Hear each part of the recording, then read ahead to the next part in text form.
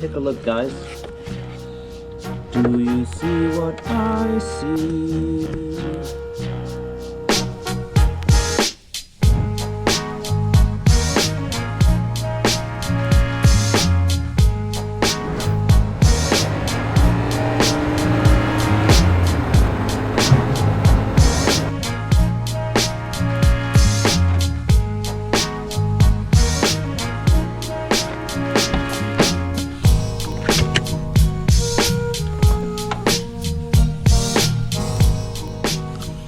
Hey guys, welcome back to another episode of Build and Drive. If you've been following the series, we have an N52 that was burning so much oil, 300 kilometers per 1 liter of oil burnt. It was not leaking. We even did an oil pan gasket. It was not leaking anywhere. It was burning that much oil that we had to rebuild it. So this is the rebuilt one.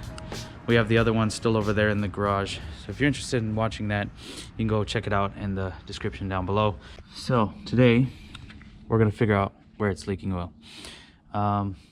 If you guys remember last time, if you get underneath here, you'll see that it's leaking oil all over underneath the water pump, AC unit, just back here. So what in this area can be leaking oil? Well, we have another engine. This is kind of hard to see what's going on right here. We're just gonna go over to this engine over here and let's take a look at what exactly is on that side of the motor.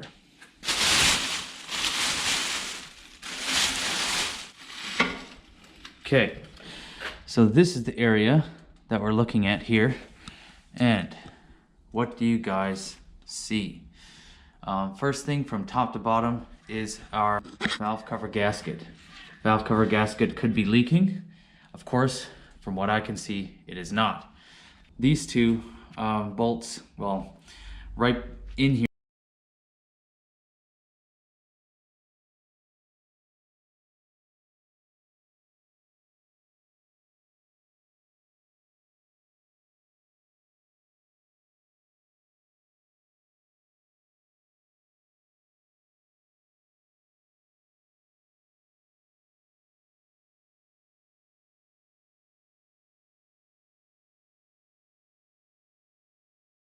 I don't think so, because you'd hear exhaust leak. It'd be pretty loud, and it's normally burnt oil coming out of there, not leaking oil. So that leads us to a cam sensor. It could be leaking from here. There's also a little O-ring on the cam sensor.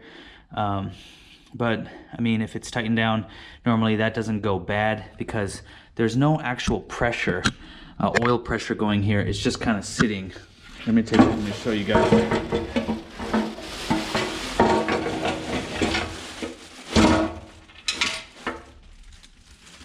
See, there's no actual oil pressure here. The cam sensor's right there. It's just sitting there. There's no real pressure on it. So that one shouldn't be a problem. We have the Vanos seals also, but again, there is no oil pressure. Well, there is oil pressure actually going through there, but normally not too much, I guess. Then, as we move over here, what's the last thing above the head gasket? And it's this guy right here. This is our timing tensioner. Now the timing tensioner, the way it works is it pumps up oil pressure through vein in the block, and it pumps it up into here, and that's what actually pressurizes or puts pressure onto the spring, or maybe the little piston in there that puts pressure on the springy bit of your timing tensioner, and that's what prevents any slack in your timing chain. So what do you see on there between the timing tensioner and the block? You guys seeing what I'm seeing? Now let's come over here.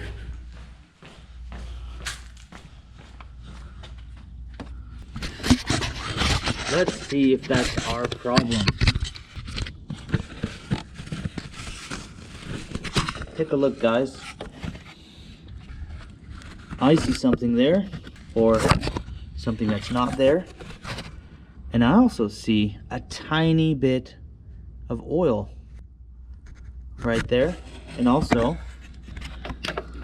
if you look on the plastic here, plastic's wet.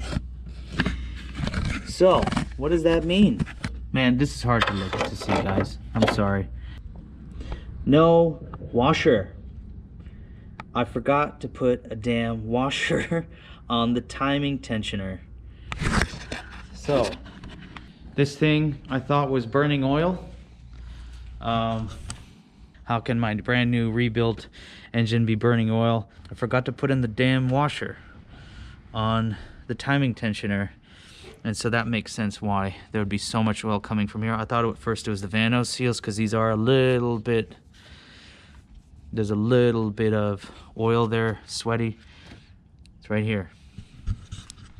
Hey. So we're gonna take off this timing tensioner. We're gonna grab the O-ring off of that one, put it on here, and hopefully be done with this oil burning nonsense. I'm gonna get under there and clean up all this oil, and hopefully we are finished with this whole oil burning debacle. Thank you guys for all the comments that you've been leaving in the videos. They've been very helpful to track this down. I kind of did go a little bit crazy trying to find this oil leak, because maybe I'll do a video on all the possible oil leaks on an engine for you guys, because yeah, did not think about this guy right here. So let's get started. All right, I think it's a 22. No, much bigger. Oh, I got a 27. So it's a 27. Gonna need a breaker bar. So we're just gonna put this on here. And righty tighty, lefty loosey. So it seems to be actually like a 26, but the 27 will still work. Righty tighty, lefty loosey. Oh, this one wasn't done on that tight, which is good. So there's our tensioner. Let's go back out into the light. So here's what the tensioner looks like.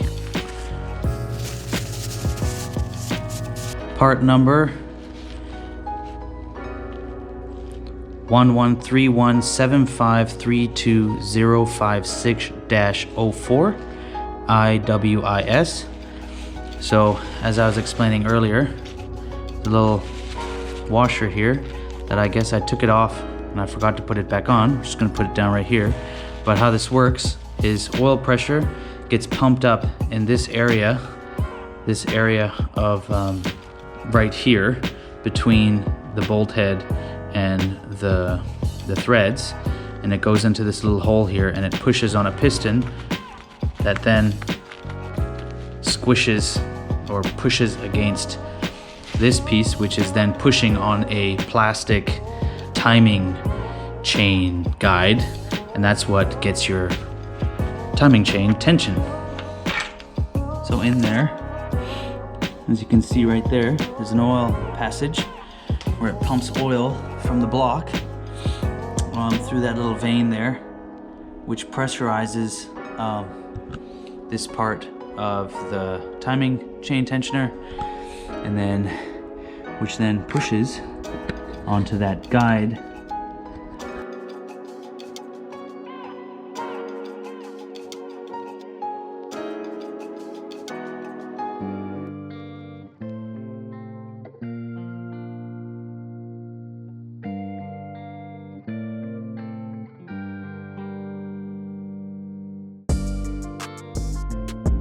So let's just put this back.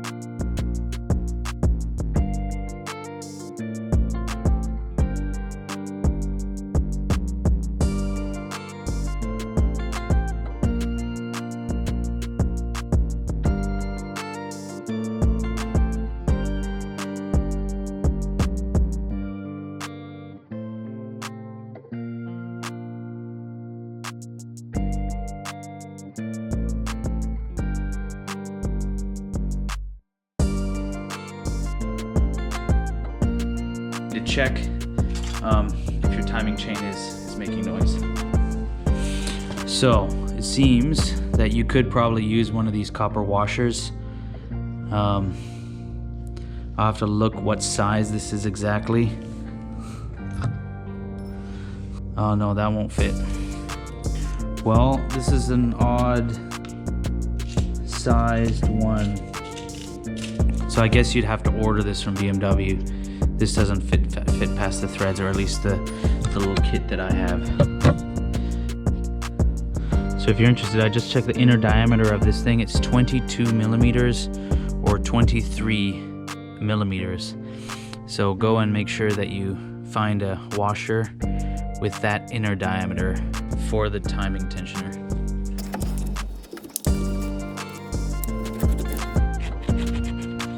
So I've seen people grab a adjustable wrench to get on there just to loosen it. I don't know where my adjustable wrench went, so I'm just gonna try to get a socket on it. It's a 27 mil socket. Righty tighty, lefty loosey, yeah. Man, I tightened this hard. I may need to get a breaker bar on it. I'll have to look up the torque specs, but I just tighten it till it's tight. On something like that. Oh, there's lots of oil there. Look at all that. Oh, it's leaking everywhere.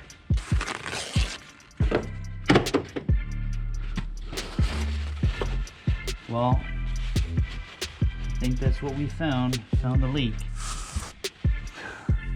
So I guess because the engine's angled like that,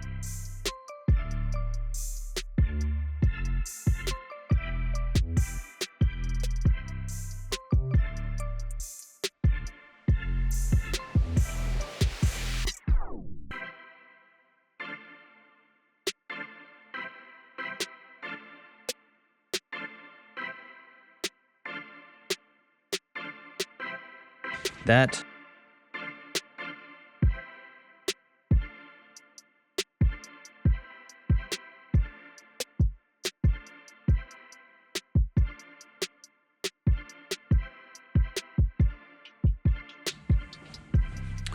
so we got this guy back on. I'm just gonna put that to the side, and I'm gonna try and spray some brake clean in there. Clean this out.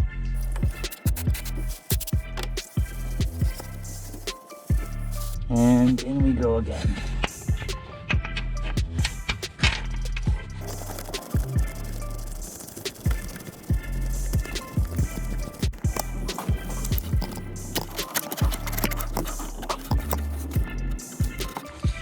All right, well, that feels pretty tight.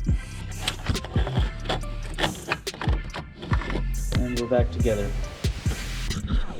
So now I'm gonna jack up the car so that we can put the under tray back on, and I'll show you where it was all leaking from. So for right now, let's clean this all up.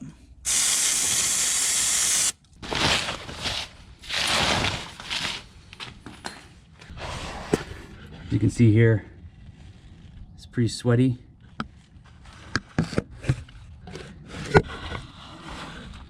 You can see the oil driplet right there, droplet. Oil dripping there. Oil on the sway bar. It's just sweaty back here. Maybe first I'll take this to a car wash. Just get in here really quick. As you can see there, a lot of oil. Kind of caked everywhere. So, bit by bit, day by day, there's just dripping oil everywhere. So I'm gonna try and clean this off.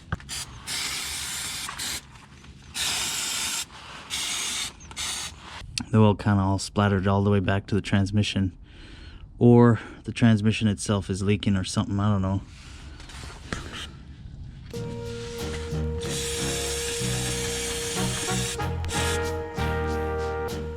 Finally, the engine has asked for another liter of oil. So we're at 134,000. We're gonna actually put in a liter of oil, and then I'm I'm going to drive it for a few months, and we're going to see exactly how much oil this brand new rebuilt N52 engine is using.